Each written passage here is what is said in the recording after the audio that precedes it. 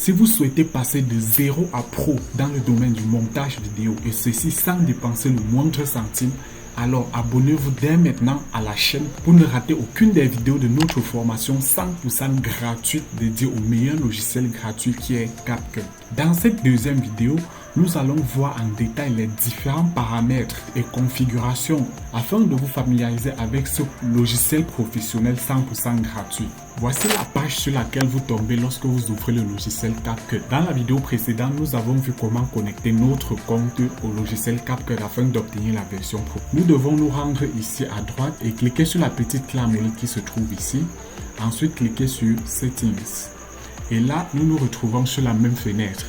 Donc, la première chose que je vous conseille de faire, c'est de modifier le dossier dans lequel va être sauvegardé vos projets, de changer d'emplacement, de mettre dans un autre disque que votre disque principal. Donc, par exemple, je vais choisir le disque local D et je vais créer un dossier uniquement pour ça. Je sélectionne le dossier et là, vous voyez qu'il a changé d'emplacement. Pareil pour le deuxième emplacement qui se trouve ici. Lors de l'utilisation de CapCut, vous allez télécharger des stickers, vous allez télécharger des musiques et même parfois des vidéos. Tous ces éléments que vous allez télécharger vont être stockés à cet emplacement. Je vous conseille également de changer l'emplacement pour qu'il ne sature pas votre disque principal. Ici, dans la deuxième page, je vous conseille de changer ce paramètre qui est la framerate, de choisir 25 images secondes pour avoir un montage beaucoup plus fluide. Nous passons au troisième onglet. Ici, à ce niveau, la seule chose que nous devons changer, c'est l'emplacement des fichiers proxy. Je vais également le mettre dans le dossier que nous avons créé tout à l'heure. Maintenant, dans le dernier onglet, nous allons tout simplement changer la langue de notre logiciel. Nous allons choisir le français. Et une fois que nous avons terminé, on n'a plus qu'à cliquer sur Save. Le logiciel va devoir redémarrer. Cliquez sur Restart. Maintenant, nous pouvons créer notre premier projet professionnel. En cliquant juste ici. Et une fois que le logiciel est ouvert, nous allons voir l'interface. Donc, et comme vous pouvez le remarquer, maintenant le logiciel est en français. Ici à gauche, en haut à gauche, nous avons la fenêtre média. C'est tout simplement l'endroit où nous allons importer nos fichiers vidéo qui vont nous servir dans notre montage. Donc pour importer un fichier ici, c'est très simple. On clique tout simplement ici sur importer, on sélectionne notre vidéo et on clique sur ouvrir.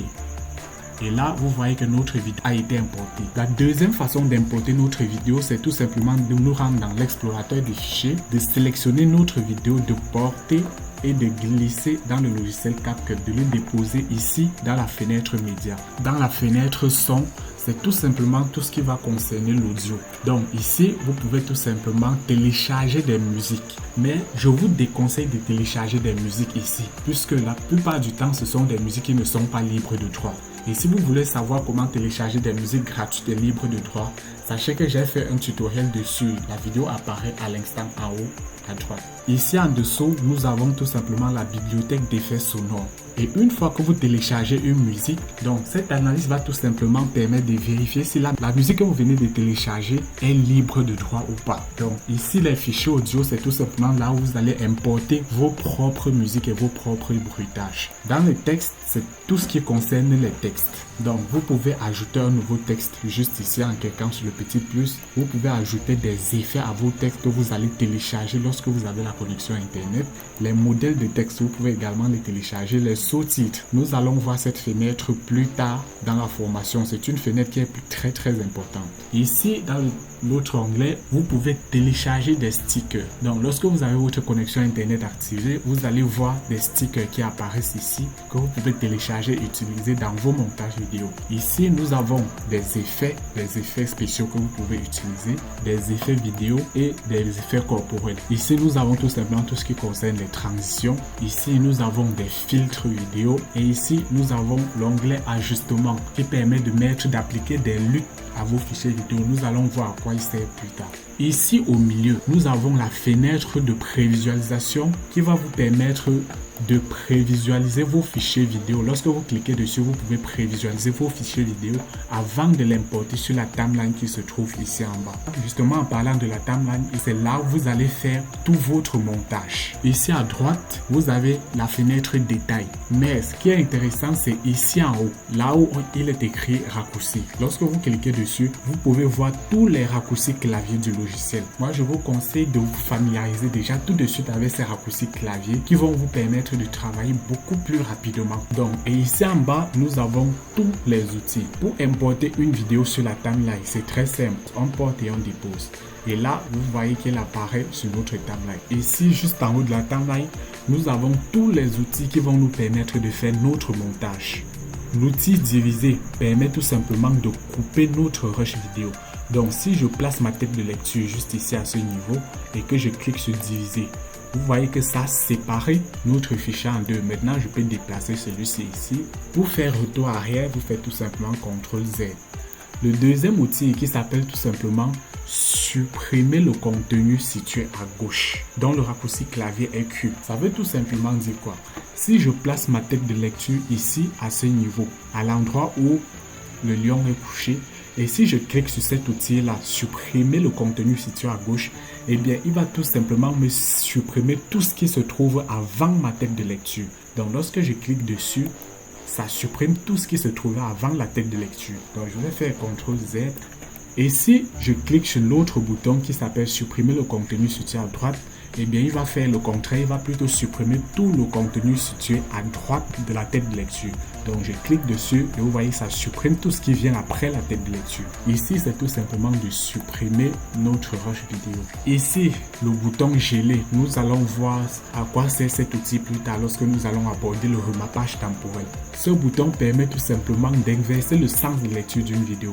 Donc, si je sélectionne ce rush vidéo par exemple et que je clique sur inverser, vous allez voir le logiciel va lancer une analyse automatique. Et une fois l'analyse terminée, vous allez voir que notre rush vidéo se lit maintenant à l'envers, comme ceci.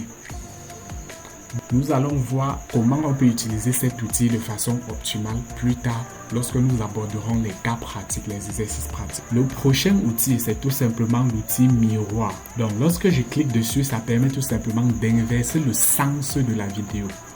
Ici, le prochain outil, c'est l'outil pivoter qui permet tout simplement de retourner une vidéo. Ici, l'option rognage permet tout simplement de couper une partie de notre vidéo et la supprimer. Donc, toute cette partie qui est transparente va être supprimée.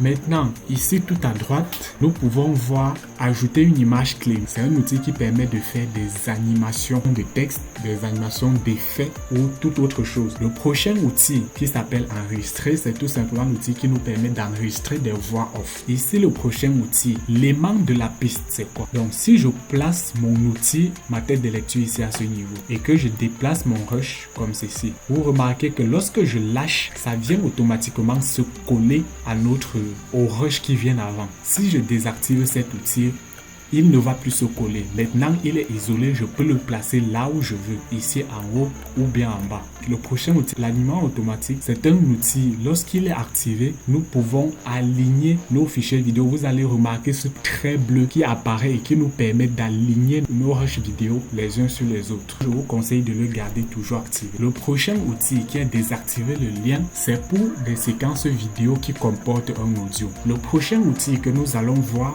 c'est l'outil axe de prévisualisation. Bien, ça permet tout simplement de faire une prévisualisation rapide de notre séquence vidéo. Ça veut dire, si je place ma tête de lecture ici à ce niveau et que je souhaite regarder le reste du montage sans avoir bougé ma tête de lecture, je peux tout simplement activer l'axe de prévisualisation. Et grâce à cette barre jaune qui apparaît, je peux passer comme ceci pour prévisualiser tout mon montage sans avoir à déplacer ma tête de lecture. Le dernier outil qui se trouve ici, ça permet tout simplement de zoomer la timeline ou de dézoomer complètement. Ici à gauche, nous pouvons verrouiller la piste sur laquelle nous nous trouvons. Supposons que j'ai deux pistes comme ceci. Donc si j'active le bouton, je ne peux plus modifier cette piste. Je ne peux plus rien toucher. Jusqu'à ce que je désactive le cadenas et là, j'ai à nouveau accès à mon rush. Donc je peux également masquer la piste en question. Donc en cliquant sur le petit œil qui se trouve ici, je masque le calque. Donc si je place par exemple cette vidéo au-dessus de celle-ci, donc vous voyez que je ne peux pas prévisualiser. Alors que lorsque je désactive l'œil, là, je peux tout simplement prévisualiser. Le dernier outil que nous avons, c'est tout simplement l'outil qui nous permet de désactiver le son d'une piste. Maintenant que vous maîtrisez l'interface du logiciel CapCut, dans les prochaines vidéos, nous allons commencer avec les exercices pratiques. Alors abonnez-vous maintenant si ce n'est pas encore fait et activez la cloche de notification pour ne rater aucune de ces vidéos. Et on se retrouve mercredi prochain pour un nouveau tutoriel, un nouveau conseil et surtout un nouveau coup de...